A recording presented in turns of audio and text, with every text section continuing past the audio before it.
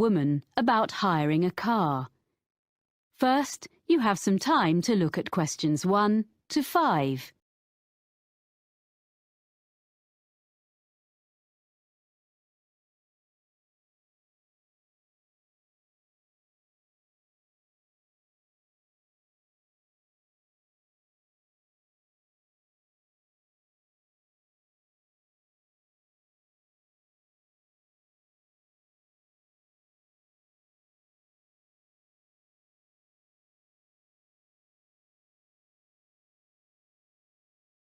Hello, how can I help you? Hi, I'm Carlton Mackay, and you booked me some flights recently to Australia and some internal ones? Oh, yes, Mr. Mackay. I remember you now, of course. Well, I find I'm going to need car hire while I'm in Sydney after all. I think you said you could recommend a good value company? Yes, that's right. Costwise cars. They're very good and don't charge lots of extras. They have 3 offices in the Sydney area, including one office right at the airport. So I'll just book it online? Yes, you can book online, but you should have their phone number too, just in case. Of course.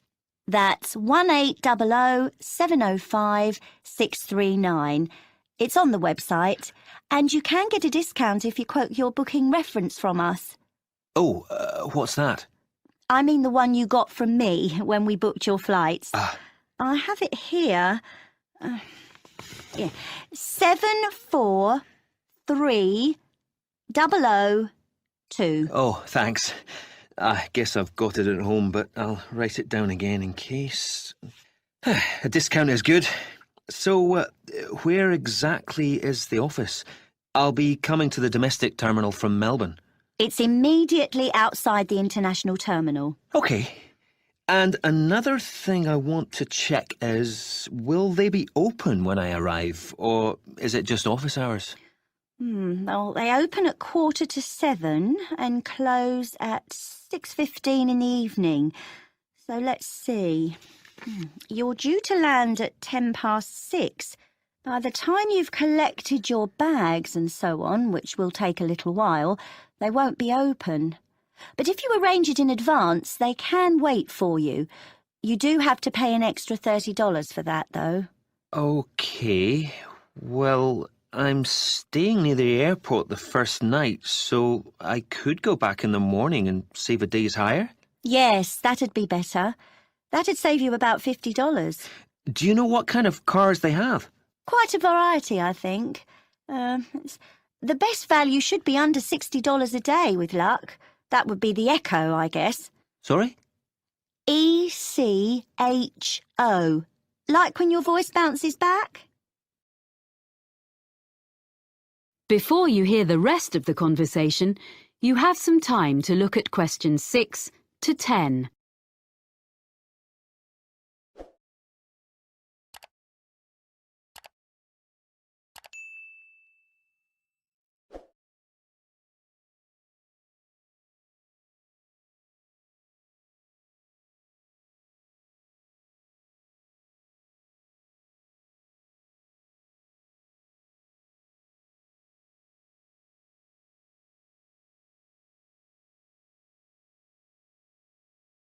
I suppose I have to book online before I leave?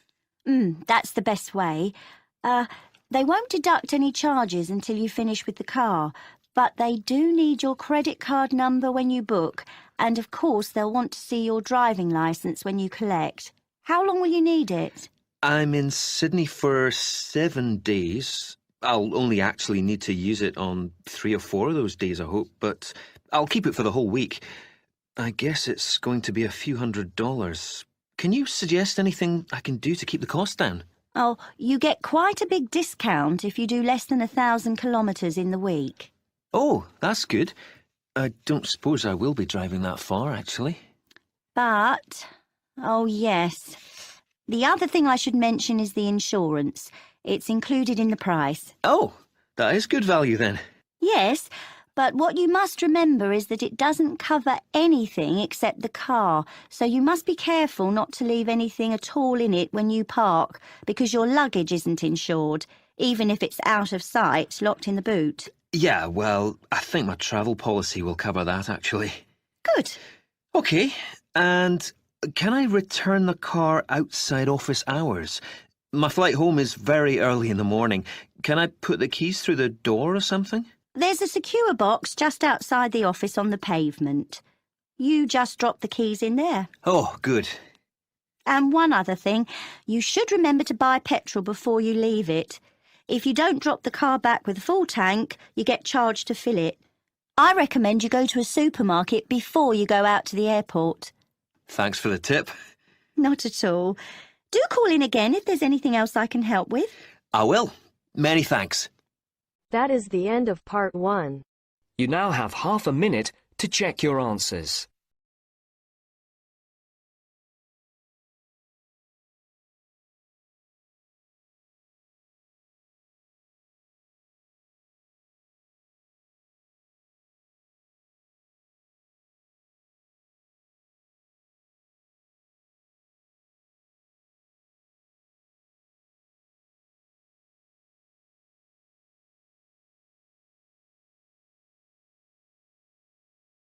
Now turns to part 2. Part 2. You will hear an extract from a talk about employment interviews. First, you have some time to look at questions 11 to 14.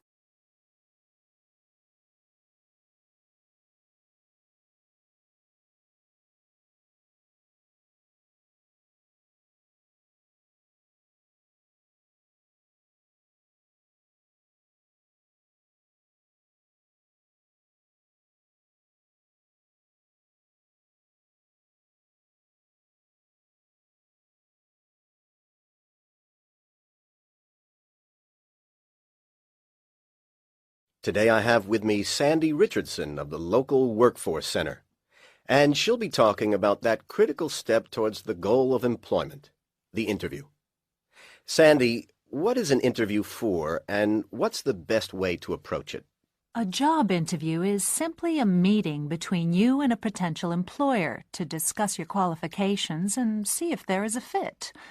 The employer wants to verify what they know about you and talk about your qualifications. If you have been called for an interview, you can assume that the employer is interested in you. The employer has a need that you may be able to meet, so it's your goal to identify that need and convince the employer that you're the one for the job. As everyone knows, interviews can be stressful, but when you're well prepared, there's no reason to panic.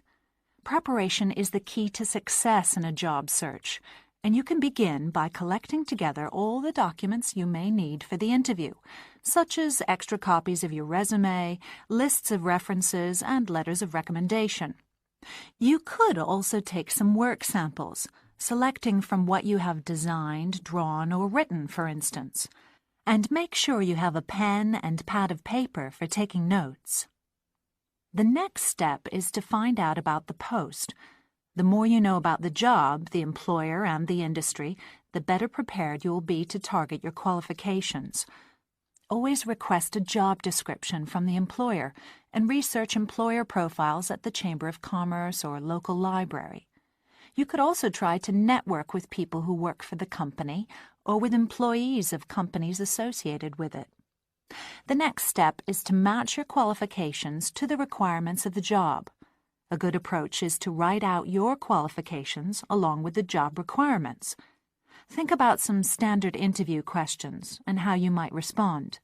Most questions are designed to find out more about you, your qualifications, or to test your reactions in a given situation. If you don't have any experience or skills in a required area, think about how you might compensate for those deficiencies. Before you hear the rest of the talk, you have some time to look at questions 15 to 20.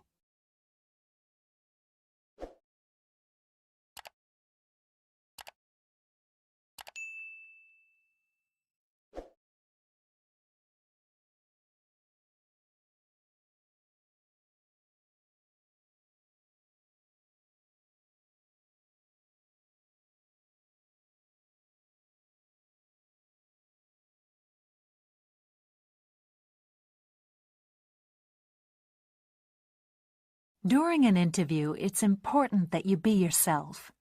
Get a good night's sleep and plan your travel to be there in plenty of time so that you're not arriving out of breath with 30 seconds to spare. Don't, though, present yourself for the interview too early, 10 minutes at most. In the interview, listen carefully to each question asked. Take your time in responding and make sure your answers are positive. It's important to express a good attitude and show that you're willing to work, eager to learn, and are flexible. If you are unsure of a question, don't be afraid to ask for clarification.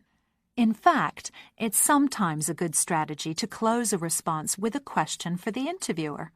In general, focus on your qualifications and look for opportunities to personalize the interview. Briefly answer questions with examples of how you responded in comparable situations, from either your life or previous job experiences. Something you should avoid are yes or no responses to questions, but don't dwell too long on non-job-related topics. Use caution if you are questioned about your salary requirements. The best strategy is to avoid the question until you have been offered a job. Questions about salary asked before there is a job offer are usually screening questions that may eliminate you from consideration, so be warned. On the other hand, it isn't inappropriate to show your enthusiasm if your first impressions of the interview and of the employer are good ones. So, if the job sounds like what you are looking for, say so. Keep in mind that the interview is not over when you are asked if you have any questions. Come prepared to ask a couple of specific questions that again show your knowledge and interest in the job. Close the interview in the same friendly, positive manner in which you started. When the interview is over, leave promptly. Don't overstay your time. Think about the interview and learn from the experience. Evaluate the success and failures. The more you learn from the interview, the easier the next one will become. You'll become much more confident. To close, here are a few more tips. First, maintain good eye contact throughout the interview and be aware of nonverbal body language. Second, dress a step above what you would wear on the job. Go to the hairdressers, have a shave, etc. Remember that your appearance is a key indicator of whether you have the right attitude, so it can pay to give some thought to how you look. And finally, don't be a clock watcher. That is the end of part 2. You now have half a minute to check your answers.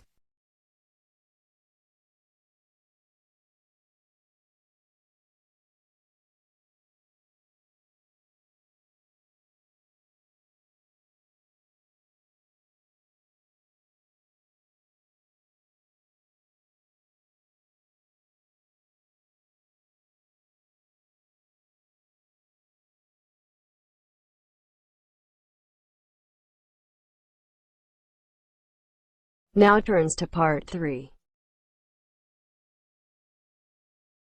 Part 3. You will hear a student of landscape architecture discussing a project with his tutor. First, you have some time to look at questions 21 to 24.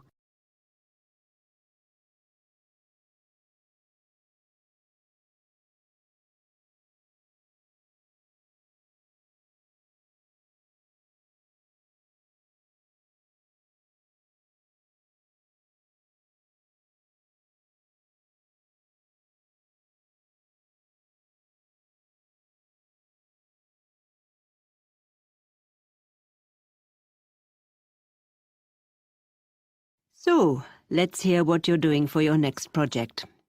I've decided to design a roof garden for a supermarket. I've been looking at some on the web, and I think that a garden on top of a building is the up-and-coming thing. Okay. So you've done a bit of reading already? Mm-hmm. What benefits would there be for the client? Why do you think a supermarket chain would be willing to meet the expense of construction? You do realize that would be the first thing they raise. Yes, I know. But I'd explain that in spite of the initially high expense, they would save that much in approximately 5 years. Well, I'd have to do sums. I mean, calculate specifically. Yes, how would the saving come about?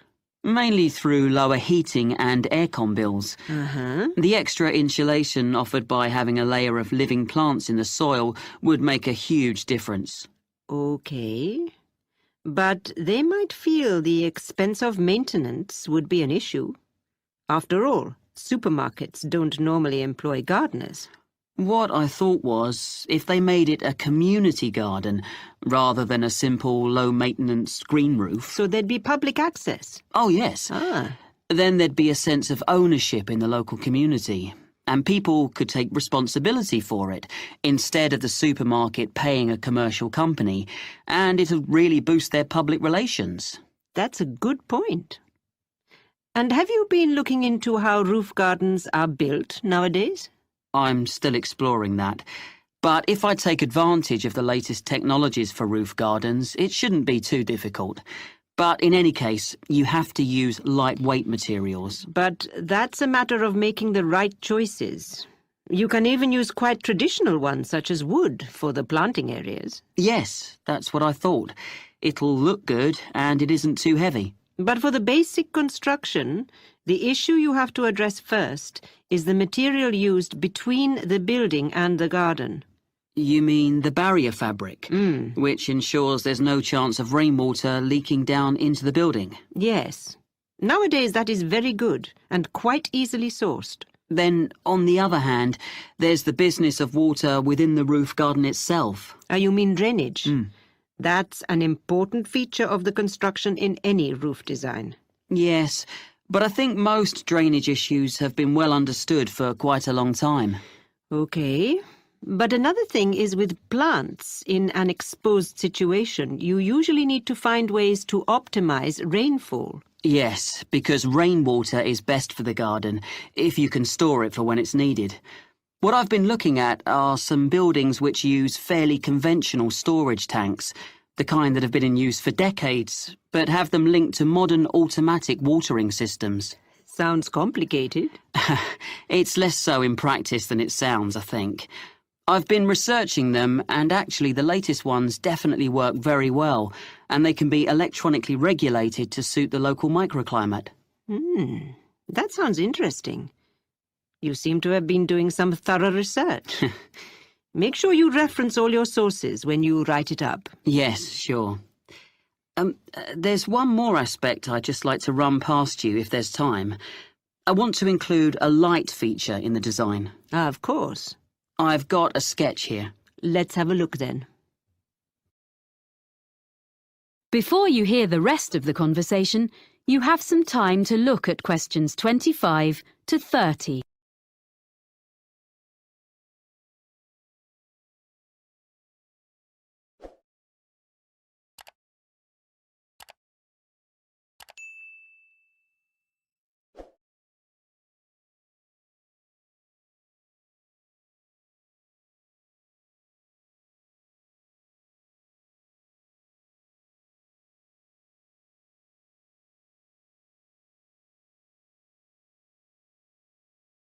Well, I was really impressed by something I saw on a roof in Cornwall, and I'd like to design something similar. You have an area of planting, and I'm thinking of installing this lighting in an area filled with low-growing evergreen shrubs. You'd have to have lights and things well away from anywhere children might be. But I can see this could be very effective, if a bit complicated. How would it work? On this drawing, this is a section view. You have this low wall on the right. Yes, that's it. This is just one element, and these areas would be repeated all round the planted area. I think this will probably be a wooden wall using reclaimed timbers with an angled ceramic top surface. Perhaps even ridge tiles, like they use on roofs? Ah, yes. That'd be just the sort of thing. And that'd make it weatherproof. And then the heavy-duty electric wiring comes up through the floor just outside the planted area and into the wall. Then it's brought through to a projector low in the side of the wall, and that sends a beam of light along the fibre optic cable. So there's no electricity in the actual lights. The fibre optic goes across the surface of the soil in the planting area. Yes, that's the beauty of it. The shrubs will soon grow to cover it up, of course. And then the cable goes past a wooden post, which is between the shrubs and can be a support for them as they grow bigger, and then runs up into each element of the installation. So the light beam is carried up to the top of each element and illuminates a kind of conical glass cap? I see. Is that the bit which would glow in the dark? Yes. And what's the cap supported on? Is it a wall? No, it's a slender acrylic rod, like the stem of a flower or mushroom, which the cable runs up inside of. Well, I'll be interested to see the final drawings. Oh, thank you. I'm looking forward to putting it all together. That is the end of part 3. You now have half a minute to check your answers.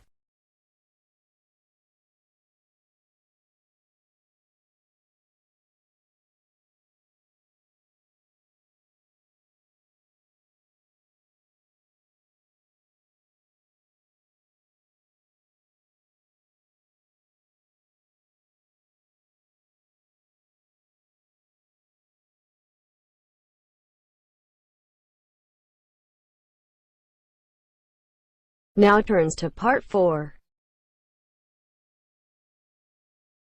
Part 4. You will hear part of a lecture about the school calendar. Listen carefully and answer questions 31 to 40.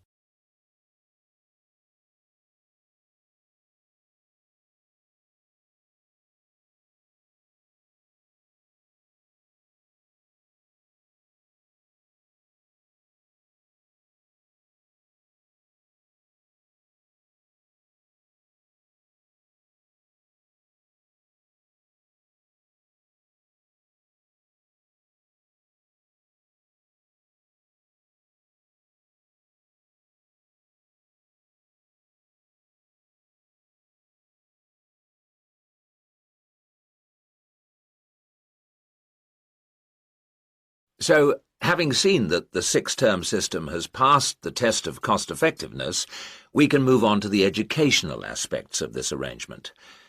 Firstly, all the terms would be approximately the same length. Instead of terms up to 13 weeks, which we have now, there could be a repeating pattern of 7 weeks of term time plus 2 weeks of vacation. This would be repeated 6 times per year. How does this affect the effectiveness of the educational provision? The most noticeable result would be that the very long summer holiday would be reduced in length. This byproduct of the six-term system could be beneficial. There's plenty of evidence of huge learning loss by pupils during the summer holidays. By learning loss, we mean the amount that pupils forget or lose during a holiday break. Ashley carried out a number of analyses which showed this conclusively. He investigated 39 studies examining the effects of summer holidays on standardized test scores.